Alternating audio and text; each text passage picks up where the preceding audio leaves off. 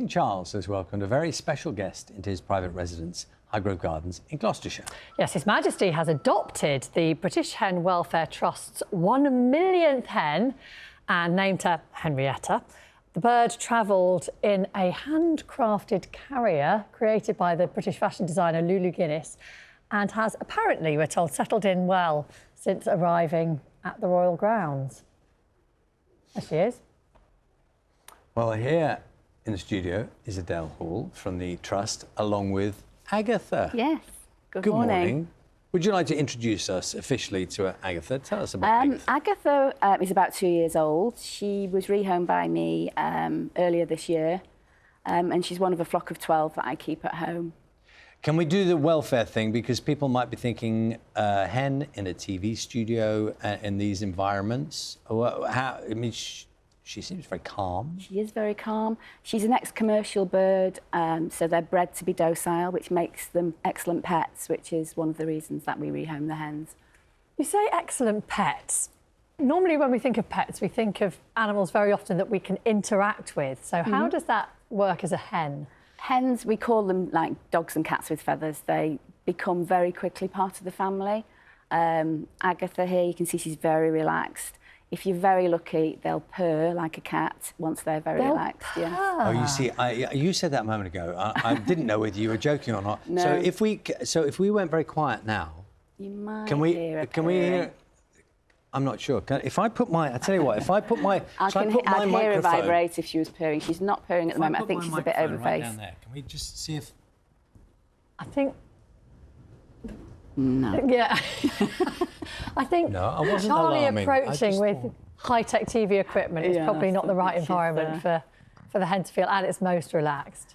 Do they have personalities? Absolutely, totally different personalities, every single one of them. Some are happy-go-lucky, run around the run, become top dogs. Some of them are shyer and they're further down the pecking order. But no, they're fantastic pets. You don't generally rehome them as singular hens, do you? No, if someone's rehoming for the first time, we ask that they rehome at least 3 because they like to be in a small flock. They need to make sure that they've got the right facilities.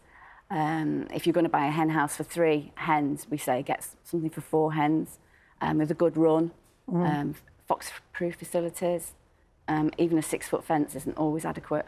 Sounds like you actually need quite a lot of space. I mean, which is something that a lot of people don't. Some people probably keep them in backyards. Again, as long as it's fox-proof and they've got plenty of litter around and they can scratch around, they're happy.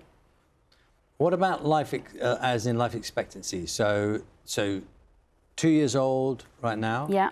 And so how much longer would you expect? Well, I've had hens live up to 7 years old. Some of my friends have had them longer. 4 plus, generally. Depends on, you know, the type of chicken and that you know, they stay disease-free, etc., which they generally do. I love the way she's closing her eyes as you're stroking her, because she's really happy, isn't she? Yeah, and really enjoying all of that. They will, of course, provide eggs, although you say that shouldn't be the primary reason that you're rehoming. No, it isn't. They are pets at the end of the day, but, you know, how many pets produce your breakfast on a morning? So how many eggs are you collecting every day? Well, I've got 12 hens, but some of mine are quite old, so I'm getting about 6 a day, which my neighbours love. My neighbours. I was going to say, what are you doing with all those eggs? Neighbours take them. And is Agatha producing eggs? Yes, yeah, she's still producing eggs. I think she's part of the flock, but because she's part of the younger flock, I'm pretty sure she's still supplying eggs. Yeah. It is. I hadn't really expected it to be quite so relaxing to be around, you know, a hen being stroked, but it's genuinely, you both look very relaxed. Yeah, well, we're working with mental health organisations to have hens as therapy.